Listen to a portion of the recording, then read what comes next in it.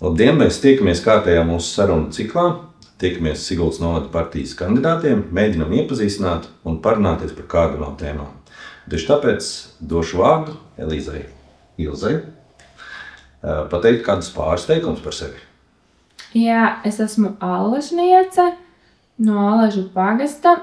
Mūsu ģimene nodarbojās ar dārzeņu kopību. Jā, es esmu allažniece jau laikam 5. varbūt vairāk paudzēs. Jā, tā aptuveni. Gatis. Jā, sveiki, mani sauc Gatis.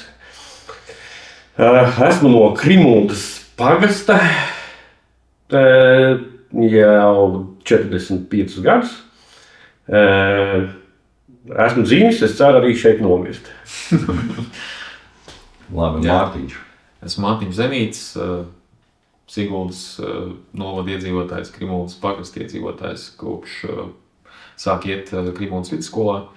Audzinu šeit savus bērnus, domāju šeit pavadīt savu dzīvi. Jā.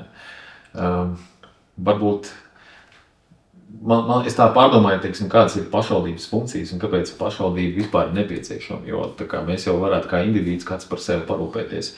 Bet, manuprāt, pašvaldības šī te loma ir pārvaldīt šos te kopīgos resursus, viņus taisnīgi sadalīt, nodrošināt infrastruktūru visām jomām, kas ir nepieciešams novada iedzīvotājiem, jo mēs katrs individs vilktu to deķīt uz savu pusi.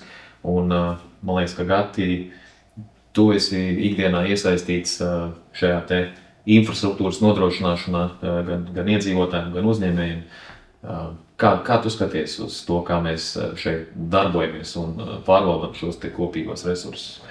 Neteikšu, ka ļoti slikti, bet, protams, ka vienmēr varēs labāk.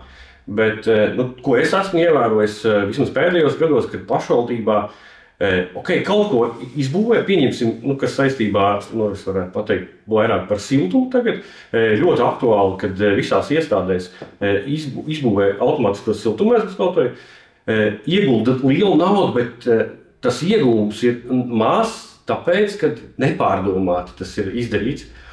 Ja pieņemsim neizvērtē, ir ēka, skola, tomēr no kaut kāda kultūras centra ļoti atšķirās. Kaut vai ar to elementāro, kad skolā katrā kabinetā ir dažāds skaits bērnu, bet tā temperatūra, kas tagad ir iegūta ar tiem siltummezgliem, ir tur, kur visā skolā ir regulējumi kopīgi, nevis katrā kabinetā. Bet līdz ar cilvēku to, ka mēs esam vienā telpā 10 vai 20, tomēr tā temperatūra arī atšķirsies. Un tas iegūms nav nekāds. Ir tāpat jāvar logi vaļā, jālaiž tas siltums ārā, un visai labi arī bērnu veselībai tas ir, kad stundas laikā kaut vai mēģina, bet cita varianta jau īsti nav. Tā kā es domāju, ja pārdomātu, pareizi izbūvētu arī tos siltummezglus, kad ir iespēja katrai ēkai un katrai telpai atsevišķi regulēt, būtu krietni lielāks iegūms, kur pēc tam tad varētu ieguldīt bērnu izglītībā vēl dažādās lietās. Gati, lai konkretizētu, kas ir tas, ko tu ikdienā dari, kāpēc tu runā par šīm lietām, kāpēc tev viņas deg? Vienkārši lai paskaidrot. Es ikdienā strādāju pašvaldības kapitālsabiedrībā Siltums Kim par struktūrvienības vadītāju, un es vienkārši esmu ļoti, ļoti tuvu tām visām iestādēm, un es visu redzu. Un tāpēc man ir sāpīgi, kad it kā tiek tērēta nauda, bet viņa netiek pareizi tērēta. Viens ir tērēt, otrs ir pareizi tērēt. Un tāpēc man tas ir sāpīgi, kad mēs laižam to naudu, kur mēs varētu ieguldīt. Es vēlreiz atkārtošos izglītībā vai varbūt vēl kaut kur citur, bet mēs laižam pa logā. Un tas man sāp. Un nav jau problēma tajā, ka to nevajadzētu darīt. Vajag darīt. Jā. Tikai tam ir acīm redzot precīzāk mērījumi un vairāk acīm redzot pieslēgšanās pie tā. Jā, ja pieņemsim, es pats, nav jau kauns nezināt, ja es pats nezinu, tad es meklēju kādu speciālistu. Kādu kaut vai no malas. Taču ir auditori, var paaicināt kādu, kurš tad dos to savu gala to verdiktu, kurš pateiks, tad lūk, šeit vajag tā, un tas ieguvums būs krietni lielāks. Nevis es pieņemsim, man no medicīnas nav nekādas saprašanas, bet es tagad stāstīšu, kā pareizi jārastē. Te arī ir tas rezultāts, kāpēc ir tā, ka mēs esam ieguldījuši kaut kādu naudu, bet viņi jau nenāk atpakaļ. Labi. Nedaudz dzirdējām no tevis, pievērsīsimies mūsu Elīzei Ilzei. Kas ir tas, ko tu dari ikdienā, ko tu esi darījis un kā tu nokļuvi šeit? Ikdienā es nodarbojos ar dārzeņkopību, ģimenes saimniecībā Bračas. Es esmu diplomēts agronoms ar specializāciju dārzkopībā. Es pabeidzu universitāti Jelgavā. Tad 2 gadus mācījos Nīderlandē par augu zinātnieku. Tad vēl izmācījos Jelgavā nedaudz lauksaimniecību un pirms pāris gadiem atgriezos atpakaļ mājās, lai turpinātu ģimenes iesākto. Un, jā, jo es esmu tāda lokāla patriota, tāpēc es atgriezos. Jā, domāju, ka iespējams esmu aktīvs lauksaimnieks arī nevalstiskajās organizācijās un biedrībās un cenšos aizstāvēt dārzeņkopības intereses. Tā kaut kā. Jautājums, vai pareizi saprotu, tu kādu laiku darbojies zemnieku saimā, ja? Es joprojām darbojos, jo mūsu saimniecība ir biedras zemnieku saimā. Un, ir nepieciešams izteikt kādu viedokli vai iesaistīties kādos procesos, piemēram, pēdējos 2 gados ir bijis aktuāls jautājums par PVN samazināto Latvijai raksturīgiem augļiem un dārzeņiem. Šī procesā mūsu saimniecība iesaistījās. Man vienkārši tas bija pienākums aktīvi iesaistīties, jo kādam jau tas ir jādara. Un tad mēs kopā kā komanda cīnījāmies šajā lietā. Mēs nesasniedzām rezultātu, tāpēc varbūt es neesmu līdz galam gandarīta, bet tomēr zinām kompromisu mēs sasniedzām. Jā. Es gribētu teikt, ka pagaidām nesasniedzāt, jo, manuprāt, skatoties apkārt valstīm Eiropā, tomēr mums būs droši vien agrāk vai vēlāk jāiet tas ceļš, kādam būs jāpiekāpjas, lai mēs sasniegtu to jūsu nosprosto mērķi. Es pieļauju. Jā, tas ir vairāk par, visticamākais par zaļo kursu, ka tur kaut kas mainīsies, bet jā, šis ir tāds, man liekas, jautājums par PVN, tas ir iekšējais valsts jautājums. Jā. Jautājums, kā tev, skatoties, kā tomēr diplomētam, speciālistam, skatoties uz mūsu novadu, jo vismaz Krimuldas pagasts kādreiz, tieši tāpatās uz otru pusi, ir bijuši lielas saimniecības ar stingrām tradīcijām, lauksaimniecības uzsvaru tradīcijām. Kā tev izskatās šie procesi mūsdienās? Tas notiek pareizi? Vai pašvaldība spēja kaut ko palīdzēt? Ir jāpalīdz? Pašvaldība var palīdzēt līdz zināmai robežai. Manuprāt, ir jābūt konkrētiem apstākļiem, lai uzņēmējdarbība vispār varētu notikt. Un kaut kādā mērā pašvaldības atbildība ir nodrošināt infrastruktūru. Jo tad jau, ja tai uzņēmējdarbībai vai, piemēram, lauksaimniecībai būs pamats, tad viņi tur būs. Piemēram, mums Allažu pagastā es teiktu, ka būtu jāuzlabo Grānas ceļu kvalitāte.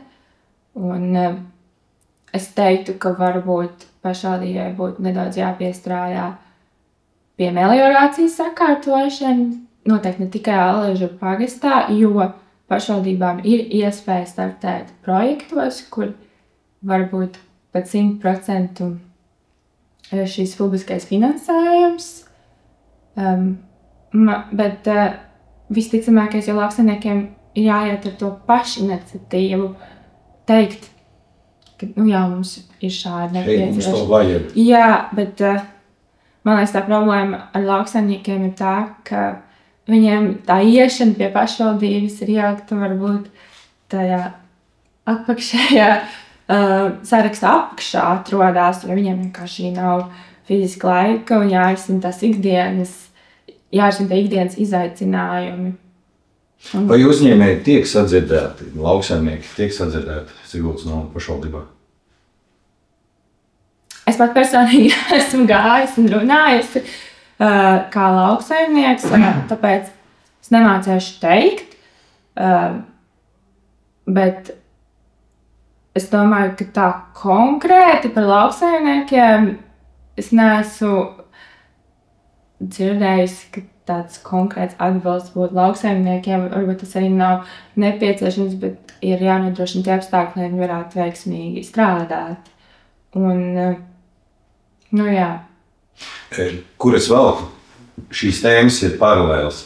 Darboties vajag, bet vajag darboties efektīvi. Jo, ja lauksaimnieki mums šeit nebūs, es domāju, mēs zaudēsim vienu milzīgu identitātes daļu, kas Siguldas novadu apvieno. Tomēr mēs esam pierīga, bet mēs tomēr esam, ja tā drīkst teikt, lauku novads, kuri tomēr nodarbojas ar lauksaimniecību, un tas ir svarīgi. Un ja nav kaut kāda infrastruktūra netiek efektīvi apkalpota, sakārtota, mērķtiecīgi investēta, tas traucē gan lauksaimniekiem, gan pašvaldības uzņēmumiem, gan, protams, visiem pārējiem uzņēmējiem, kas tomēr ir svarīgi sastādājumi ne tikai tajā, ka nes kaut kādu nodokļu daļu pašvaldībā, bet arī nodrošina darba vietas, kas ir tie Siguldas novada iedzīvotāji. Jā, un tie Siguldas novada iedzīvotāji jau arī maksā nodokļus, vai ne? Vēl viena lieta, varbūt, ko es varētu pieminēt, ka nepieciešama sadarbība, nevis, ka es to darbu, savu konkrēto izdaru un visu neskatos plašāk, bet ir nepieciešama sadarbība. Piemēram, mums Aležos mēs dzīvojam Tumšupas ielais krastā, ir Aležu ciems, un ir Tumšupīte. Un, protams, upi jātīra ar valstī, bet šobrīd es redzu to, ka ir šī nesakārtota meliorācijas sistēma, arī upe nav iztīrīta, daudz ir aplūst lauksaimniecībā izmantojamās zemes, un ne tikai. Un jā, tā varbūt ir valsts atbildība, zinām, iztīrīt to upi, bet, manuprāt, pašvaldība arī nevar tā vienkārši viegliprātīgi noskatīties. Varbūt neviens nav sūdzējies, bet kāpēc vienmēr kādam ir jāsūdzās, lai notiktu kāda pozitīva darbība vai kaut kāds process tiktu virzīts? Atkal paralēls, vai tiešām ir sajūta, ka ir jāpakliedz un tad kaut kas sāk kustēties?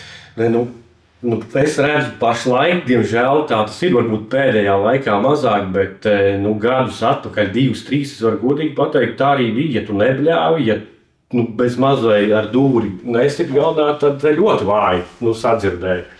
Es pats kādu brīdi nodarbojos arī ar lauksaimniecību, tagad mazliet esmu nodevis viņu tā kā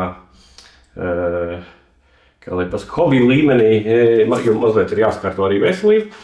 Bet tā arī bija, kad es visur redzu, kamēr nav jau kur arī īsti aiziet tajā pašvaldībā. Nav tā kā, pieņemsim, kad es varētu, pie kā man griezties.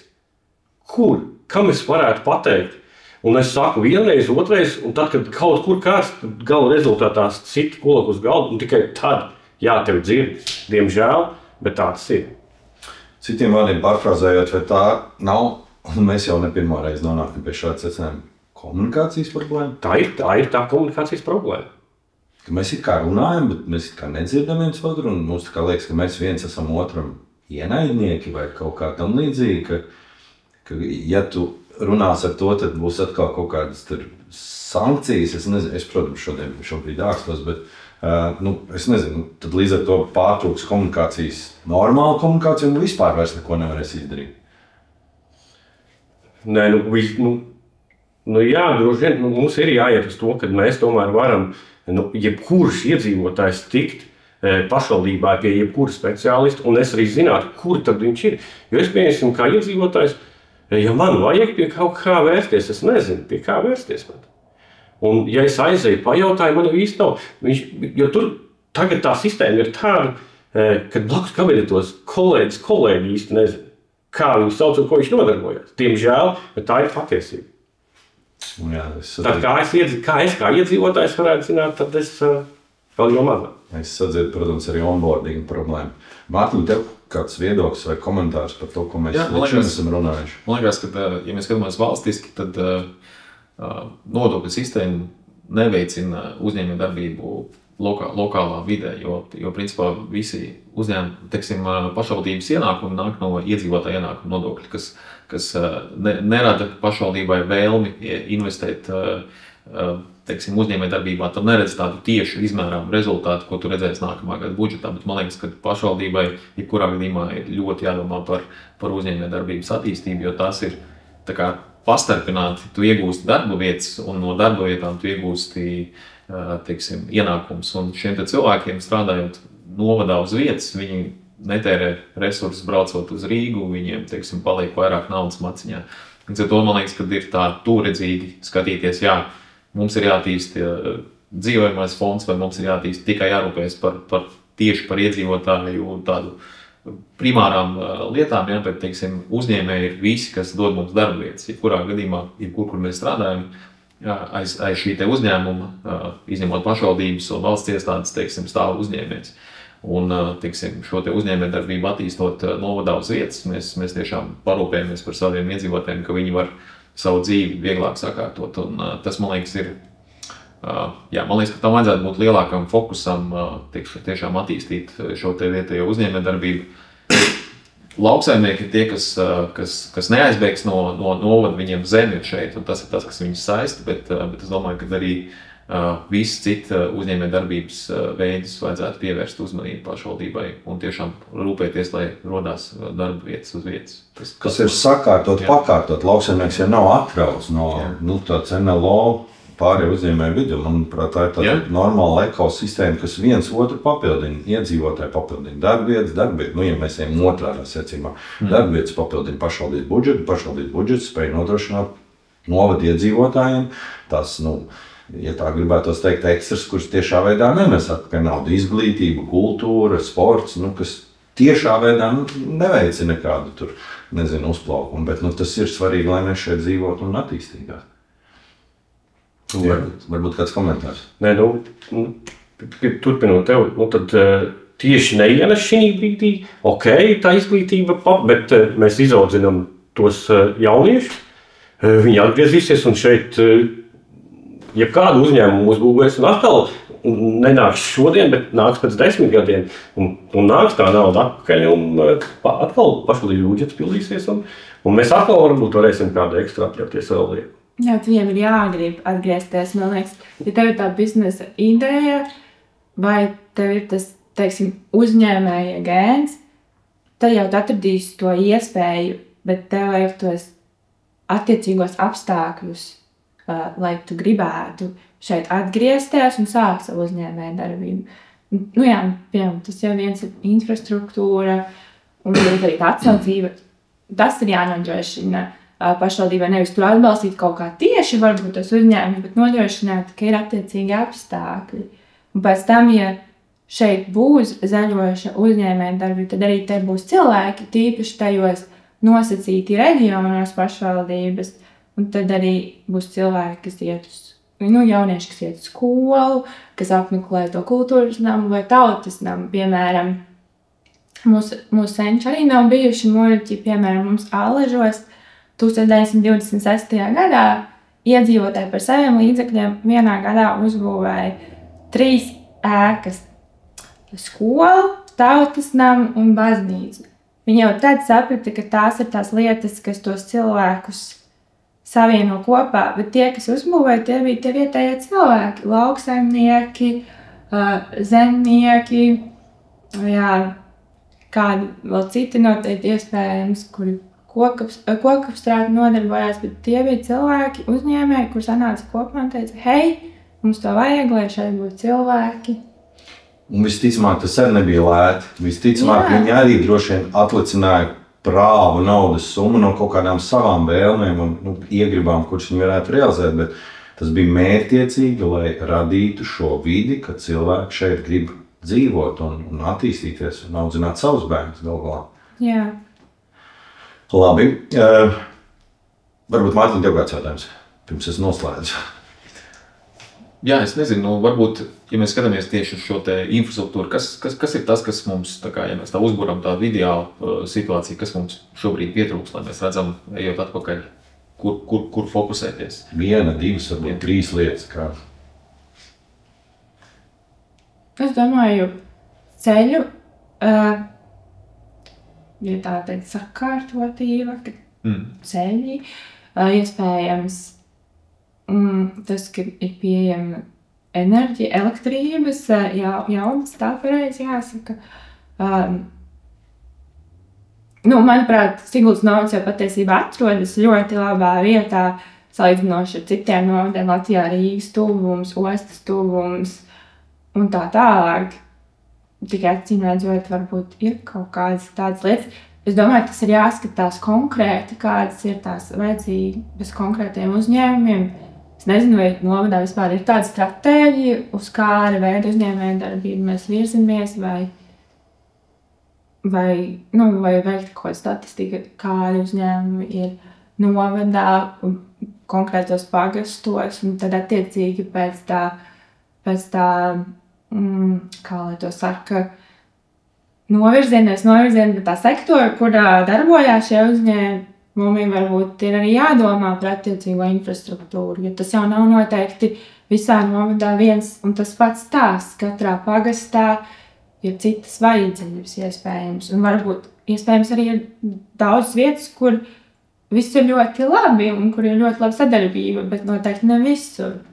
Jā, tas, ko es varētu piebilst, ir tas, ka daudz šīs funkcijas ir uzticētas valstī, nevis pašvaldībai regulēt uzņēmējdarbību un radīt šo te vidi, bet man liekas, tas, ko iedzīvotājs sagaida no pašvaldības, ir bieži vien šī te proaktīvā komunikācija, kad pašvaldība tomēr ir tuvāk šīm te lietām un problēmām, viņi var saskatīt, savukārt veicinot komunikāciju ar iedzīvotājiem, iedzīvotāji padod šo informāciju pašvaldībai un pašvaldība iesaistās un risina šos te jautājumus. Tā kā mums bija Ledurgas Inciema ceļa jautājums, tā kā vienmēr attaisnojums bija, tas nav mūsu ceļš, mums par to nav jārūpējas, bet svarīgi ir, ka pašvaldība izdara šo te spiedienu uz valsts institūcijām, nodod informāciju, ka tas mums ir svarīgi, šī te upe mums ir tā kā aizsērējas, viņi vajag iztīrīt, tā kā pašvaldībai tomēr jābūt ir tai, kas tā kā šīs te lietas sakārto, un pat tad, ja tā nav tieši atbildība, tā ir atbildība parūpēties par iedzīvotājiem, ja viņiem tas tā lieta sāk, tad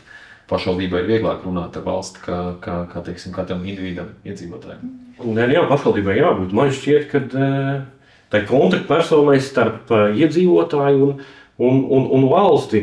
Un tomēr, man arī tā liekas, ka tai pašvaldībai tomēr ir jāstrādā mazliet cītīgāk ar valsti un arī ar iedzīvotāju, lai tā ziņa no tā iedzīvotāja tomēr nonāk līdz tai valstī. Kaut vai par to pašu ceļu. Iedzīvotājs valsts institūcijai, jebkurai var rakstīt, tur jau nekas nenotiks. Bet ja pašvaldība ies tomēr un ies tādu ar stingrāku mērķi un pieskatīs, tad rezultāts būs krietni vien labāks. Un tā arī jābūt, ka katrā, vai tas ir Alležos, vai tas ir Ledurgā, vai tas ir vienalga, kurā novads nostūrī, ir jābūt tam cilvēkam, pašvaldības cilvēkam pretī, lai tam iedzīvotājiem, pieņemsim, nav jābrauc no Ledurgas vai no Alležiem uz Siguldu, kur viņam varbūt ir īstenībā problēma tikt. Es par Alležiem mazāk varu pateikt, bet par Ledurgu tur pat sabiedriskais transports ir 2 reizes dienā. Kāda tā tante, lai tiek uz to pašvaldību? Jo Ledurgā uz vietas tur tā pārvalda kaut kāda daļiņa, kaut kas ir, bet tā iedzīvotājiem jau tur ļoti vajag. Labi, noslēdzot, pirmkārt, vai es varu citiem vārdiem teikt un apgalvot, un vienlaicīgi arī teikt jums paldies par šo sarunu un inspirēšanu, teikt, ka mūsuprāt ir jābūt saimnieciski gudrākam un jārūpējas par plānveida investīcijām, kas nozīmē infrastruktūra, sadarbība un pats galvenais, mēs atgriežamies atkal pie komunikācijas, lai mēs visi šeit dzīvotu labākā, jaukākā vidē un varētu darboties un savus bērnus audzināt un pieredināt viņus dzīvot pašvaldībā šeit, mūsu Siguldas novadā. Paldies!